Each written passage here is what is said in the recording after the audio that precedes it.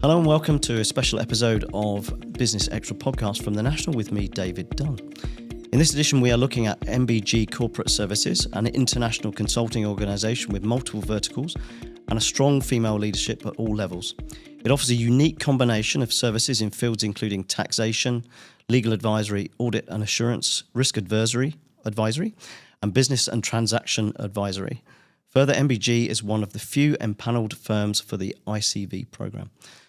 Here to tell us more and to explain their roles in making the company flourish in the UAE and the broader region, we have Akiko Yamane, Partner Foreign Enterprise Business and Transaction Advisory, and Lydia Wummel-Tyagi, Partner European Enterprise Marketing, Oil and Gas Advisory. Welcome to you both. Thank you.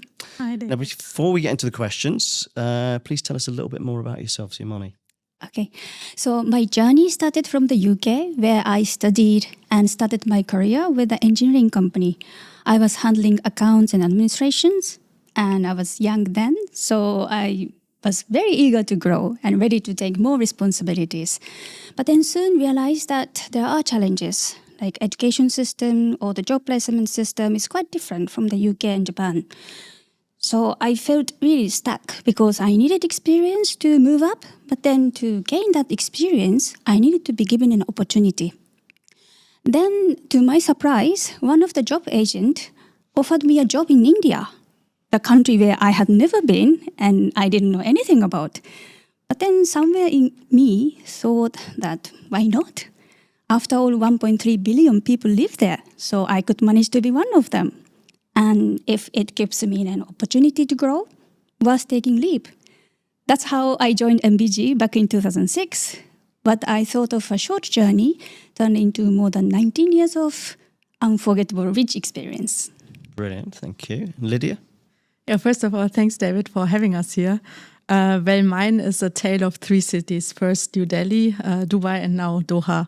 I actually started with MBG in New Delhi as a management trainee, and I still remember one of the first days in office, and I asked my seniors, so how many European customers are we working with? And the answer was quite simple, not many, that's why you are here. And honestly, at that time, just being a trainee, it felt like an impossible task. But this impossible task has come a very rewarding journey. Today, both me and Yamane-san, we lead truly international teams. I have colleagues from Germany, Austria, France, Italy, Spain, UK, and the Arab world. And we work with more than hundreds of European customers, including many Fortune 500 companies.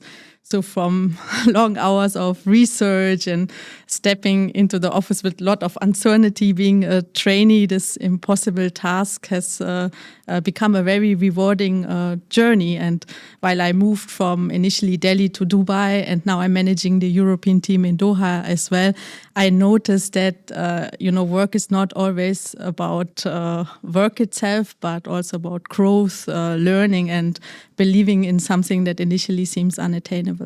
Excellent. Okay, so it seems you both have come a long way. MBG has come a long way in a relatively short period of time as well. Established in 2002, it's now got 600 employees, I think, based across numerous countries, offering a long list of services to a variety of clients, including government bodies. So can you tell me a little bit more about that growth journey and what MBG brand stands for, including its vision? Sure, I can take that actually with 23 years of experience and now 16 offices across 8 countries. Our journey has been from just a vision of Mr. Batra turning into a trusted partner for clients across industry and government institution as well. If you look at our history, we actually started as a tax advisory firm, but we have now embraced into an integrated service provider. So we support companies at every stage of their company's life cycle, right from doing market research, company setup, up to compliance and very complex legal and tax advice. Also, we focus a lot on internal controls and strengthening corporate governance. And one thing which surely sets us apart is that we focus on long-term relationships. So in MBG, every customer has a dedicated relationship manager who speaks the language, understands the culture, and serves as a single point of contact. So if a customer comes, he has a legal problem, the relationship manager supports. If he has a tax problem, so we provide very integrated support. So the journey that we've had so far and the trust that the clients have given us is actually aligned with MBG's vision, which is driving value, not just for our clients, but also our employees. Okay, great stuff. Now, I understand you have something of a unique team at MBG, not least because your company boasts experience in all major industries, which enables it to deliver a holistic approach with no need for outsourcing. So how would you say that is both impactful and reassuring to current clients and potential clients who may be watching this? Yamane. Yeah, you see, today, many clients faces very complex challenges from tax to legal, language, cultures, and operational hurdles. So with all our expertise under one roof, we deliver very seamless, integrated, and customized solutions without need of outsourcing. And both me and Lydia leads the very diversified international team from Japan, China, and all of our global expertise helps European hidden champions and Fortune 500 companies across Asia, Middle East, and Europe, sometimes beyond. And what makes us different is how we handle these linguistic or cultural gaps. It can be a Japanese companies entering into GCC markets or European firms expanding into India. With all our background and on-the-ground expertise, we make these complex expansions feel very smooth and supported. Okay, excellent. So we've established that one of the key strengths driving MBG's success is its people. On a personal level, as women working in what's traditionally a male-heavy consulting sector, what challenges have you faced as a female leader during your career, Lydia? Yeah, see, if there's one thing that I've learned over the years, that as a woman leader, you have to believe in yourself and lead with confidence, and you should not have excuses or assumption held you back. I remember actually one particular incident. I was still in my early years at MBG, and I entered a meeting alone of a group CFO of a large European customer, and he asked me, so where are your seniors? When are they joining? And I answered, it's just me. So I'll be able to manage the meeting. And today I smile because that reminds me that at MBG, leadership has no gender, title, or even age barrier.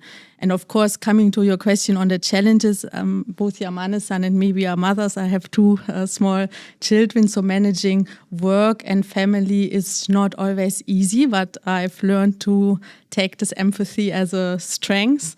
And I'm myself proud that across the teams that I'm leading, more than 50% of the positions are held by women.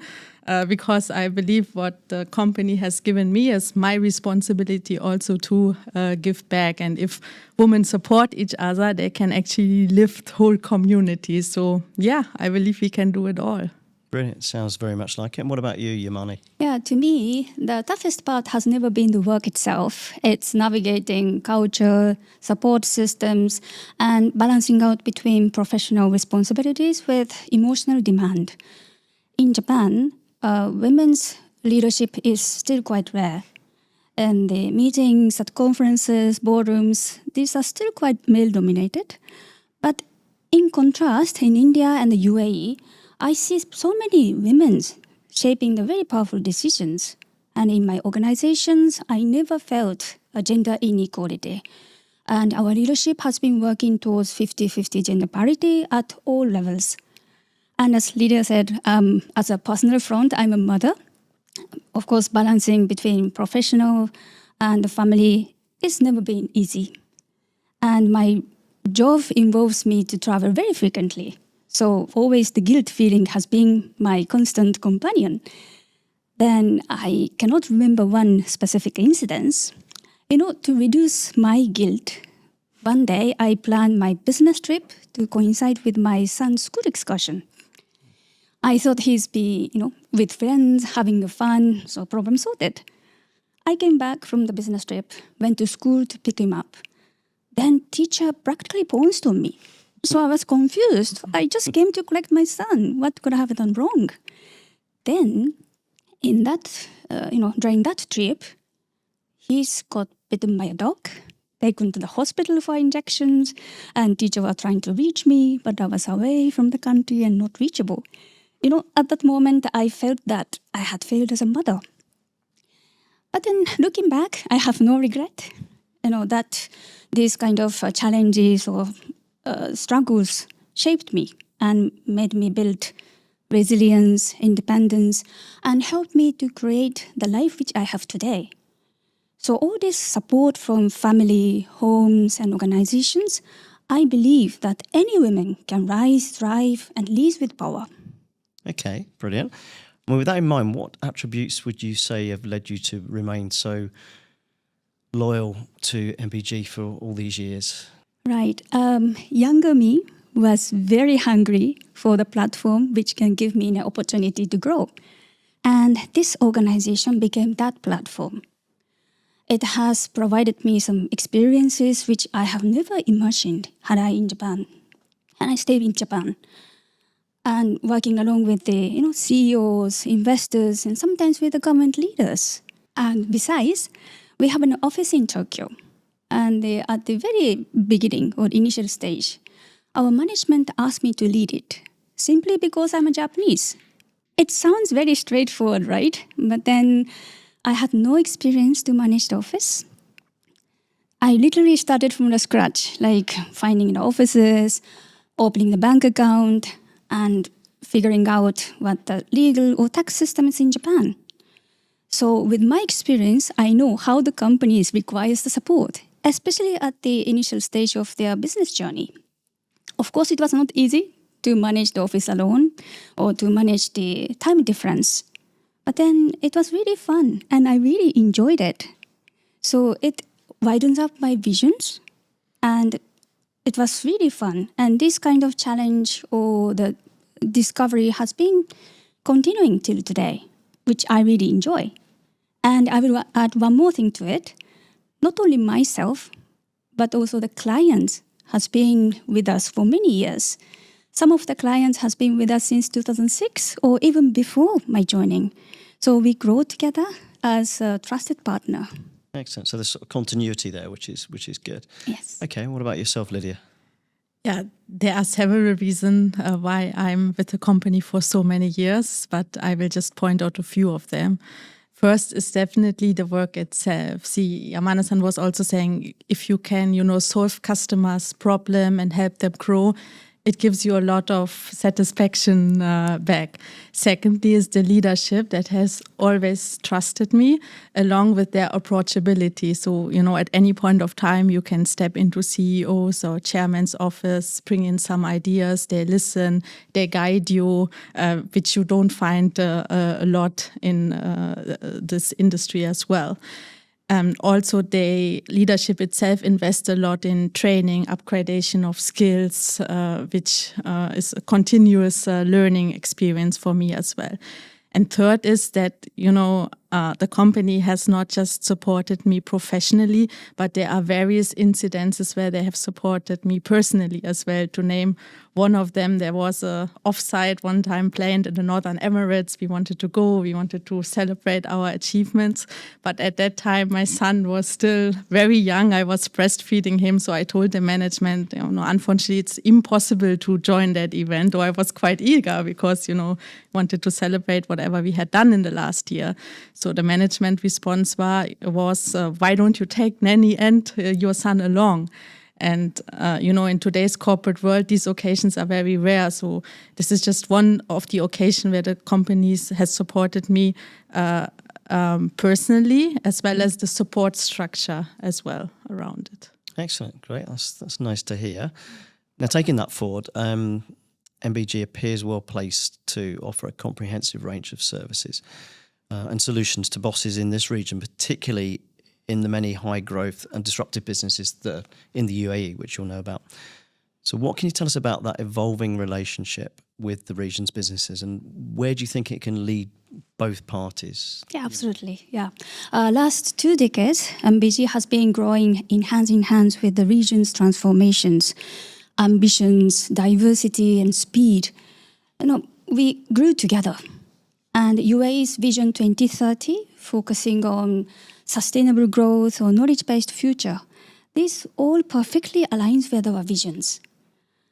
I would say it's a two-way growth path. The region's business expands globally, and we grow all together with them. It's a trusted partner. Okay, very good, very succinct. Now, one of your organisation's focus areas is to underpin growth with compliance, which we touched on earlier. Now, the Middle East has an evolving compliance environment with MBG already engaged in that aspect. So with that in mind, what can you reveal about your work focused towards promoting foreign direct investment? And Lydia. Yeah. See, if you look at the last 2 decades, the UAE and the wider region have heavily integrated with global economies. So it's not just about FDI coming into the UAE. There are also sovereign funds or large local family houses which are investing outside of the UAE. Along with this, new tax laws have come, compliance is being strengthened, which actually, increases the transparency here and which will bring more trust of foreign investors, which again will boost more FDI coming into the region. So, in these evolving scenarios, it is imperative to learn and adapt global standards. So I think with the concept of our foreign enterprise team, more than 2 decades of experience, as well as our integrated approach, MBG is very well positioned to cater to these clients. Okay. Now, you've given our audience considerable insight so far into MBG and also yourselves. But I'd like to put a few short answer questions to you both, if I may. Okay. Sure. So first of all, what kind of companies would you say can benefit from using MBG as a driver of growth? I'll ask that to you, Yamane. Yeah, honestly, everybody, from the ambitious startup to global giants, we tailor the solutions. Okay. And how many Fortune 500 companies has MBG worked with, Lydia? More than 100 since 2002. Wow, that's a good figure. Okay, which major names are you working with in the UAE at the moment? Oh, it can be natural oil companies, tax authorities, government institutions, MNC, SMEs. I believe the 2 decades of collaboration have showing the trust that the customer have put into us. Okay, so finally, you both said you enjoy your jobs, you love your families. So which one wins, working from home or working in the office, Yamane? It's a difficult, but MBG is my family, office or home. So I feel every day it's very inspiring and motivated. Okay, good answer. Lydia? Yeah, it's a tough one. Home is cozy, but office is energizing. But what I've noticed that the coffee tastes much better in office when you have, your team and collaboration around. Lovely, I'm sure they'll be glad to hear that. Okay, it seems like a nice point for us to jump off at. So I want to thank you both for a vibrant and informative conversation today. I've learned a lot personally, and I'm sure people watching have learned a lot as well. So thank you to you both. Thank you, David. And that's it for this Business Extra podcast from The National with me, David Dunn. Thank you for watching, and until next time.